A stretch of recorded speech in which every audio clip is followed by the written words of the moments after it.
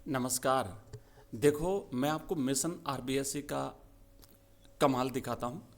हमने जो तैयारी आपको करवाई थी पॉलिटिकल साइंस की, और सिर्फ एक दिन हमारे पास था, तो एक दिन में बहुत बड़ी कामयाबी जो हासिल की है मिशन आरबीएससी ने, और आपको जो सपोर्ट किया है, आपको जो पेपर मिला है, उस पेपर में हमारे क्लास के तकरीबन 70 से 80% पेपर कवर हुआ है।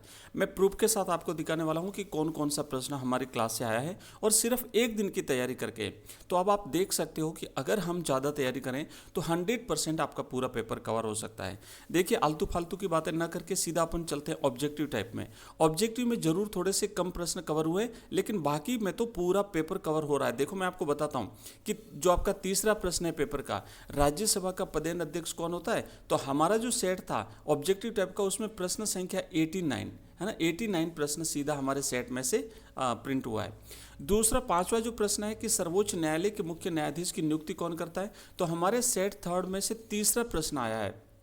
उसके बाद में वीडियोस पढ़े हैं ना यूट्यूब पे, आप लोगों ने जिन्होंने पढ़े हैं उनको तो पता है, और अगर आप देखना चाहो प्रूफ के तौर पर कि, तो बिल्कुल आप वहां से देख सकते हो।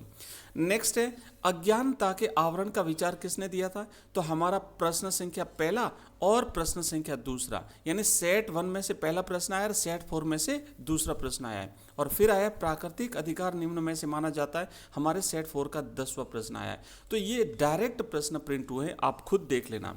अब देखो आगे बढ़ते हैं, जो रिक्त स्थान के प्रश्न आए हैं उसमें 14वां जो प्रश्न है, ये 14वां प्रश्न जो केंद्र और राज्य की भूमिका में विवाद वाला जो है ना, इसमें हमारे सेट के पहले सेट का 47वां प्रश्न और तीसरे सेट का 28वां प्रश्न बिल्कुल प्रिंट हुआ है। दोस्तों 15वां जो आपका रिक्त स्थान वाला प्रश्न है, वो हमारे पहले सेट का 9वां प्रश्न है, तीसरे सेट का 11वां प्रश्न है, और मतलब ये दो दो बार हमने आपको दिए थे। उसके बाद हानि सिद्धांत का प्रतिपादक हमारे पहले सेट का 5वां प्रश्न और सेट 4 का चौथा प्रश्न जो है वो बिल्कुल कवर हुआ है इसमें से। और साथ ही साथ हमारे जो 17वां आपका प्रश्न आया है पेपर में, थ्योरी ऑफ जस्टिस पुस्तक के लेखक, तो हमारे पहले सेट का पहला प्रश्न बिल्कुल आपके पेपर में प्रिंट हुआ है।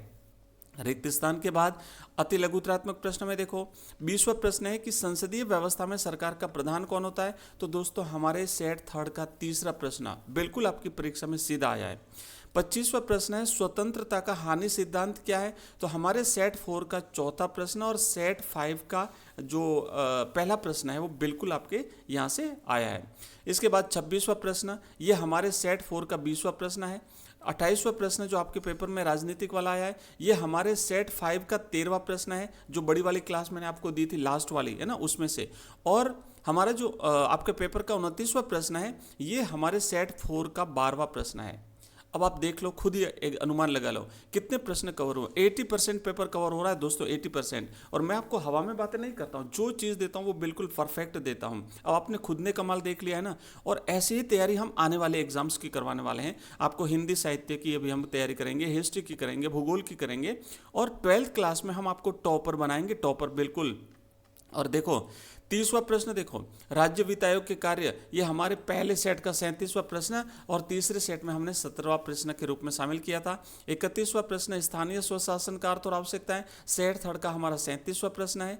33वां प्रश्न आया आपके परीक्षा में, भारतीय संविधान एक गतिशील संविधान है कैसे, तो ये हमने 2-3 बार आपको करवाया था। सेट 1 में 19वां प्रश्न था और सेट थर्ड में 8वां प्रश्न था जीवंत दस्तावेज के रूप में। और 35वां प्रश्न जो परीक्षा का है कि हमारे संविधान का राजनीतिक दर्शन क्या है, दोस्तों हमारे पहले सेट में 13वां प्रश्न है और सेट थर्ड में 19वां प्रश्न है। मतलब दो बार हमने आपको ये प्रश्न करवाए थे, और जो प्रश्न हमने आपको दो बार करवाए ना, वो एग्जैक्ट आपकी परीक्षा में छपे हैं दोस्तों। अब आप देख सकते हो जो निबंधात्मक या दीर्घ उत्तरीय प्रश्न थे ना, भारतीय संविधान एक जीवंत दस्तावेज है, तो इसे हमने एमसीक्यूज और शॉर्ट प्रश्नों में दोनों में दो बार कवर किया था। साथ ही साथ 42वां प्रश्न है राष्ट्रीय सुरक्षा के नाम पर लोगों के अधिकारों पर प्रतिबंध लगाया जाना कहां तक उचित है, तो इसको तो हमने 3 बार किया था। सेट 1 में 30वां प्रश्न, सेट 4 में 33वां प्रश्न, और हमारा जो सेट 5 था उसमें 38वां प्रश्न अभिव्यक्ति की स्वतंत्रता पर युक्त प्रतिबंध, हमने एग्जैक्ट आपको दोस्तों करा दिया था। और 44वां प्रश्न अथवा वाला जो आया ना कि भारतीय संविधान में अनेक संशोधन न्यायपालिका और संसद की अलग अलग व्याख्याओं का परिणाम रहे हैं, तो हमारे सेट 1 का 48वां प्रश्न है और सेट 3 का 50वां प्रश्न है, यानी ये प्रश्न हमने आपको 2 बार कराया था। अब दोस्तों, बिल्कुल अगर आपने तैयारी करी है और आपको लगता है कि हाँ वास्तव में इतने पेपर कवर हुए हैं, प्रश्न कवर हुए हैं, बिल्कुल अगर आपने पढ़े हैं तो आपको पता है। जिन्होंने नहीं पढ़े होंगे या जिन्होंने एक आधा वीडियो देखा होगा उनके लिए तो फिर थोड़ा सा मुश्किल रहा है। मैं जो आपको एक दिन में जब इतनी तैयारी करा सकता हूँ दोस्तों, अगर हमारे पास टाइम होगा ना तो 100% पेपर आपका कवर होगा। मिशन आरबीएससी बिल्कुल आपको टॉपर बनाएगा। इसलिए चैनल को सब्सक्राइब करके वीडियो को लाइक कर दीजिए और वीडियो को हाइप करिए। जितना ज़्यादा वीडियो हाइप करेंगे उतना ही ज़्यादा ये आपके जैसे और जो बच्चे हैं उन तक ये वीडियो पहुंचेगा। दोस्तों, इस तरीके से आप और हम मिलकर के एग्जाम को बहुत ही शानदार तरीके से कवर करने वाले हैं। तो इसी तरीके से ये कारवां चलता रहेगा, आप लोग पढ़ते रहेंगे, आगे बढ़ते रहेंगे और मिशन आरबीएससी आपको सपोर्ट करता रहेगा। दोस्तों, मिलते हैं अगली क्लास में, तब तक के लिए आप पढ़ते रहिए। धन्यवाद।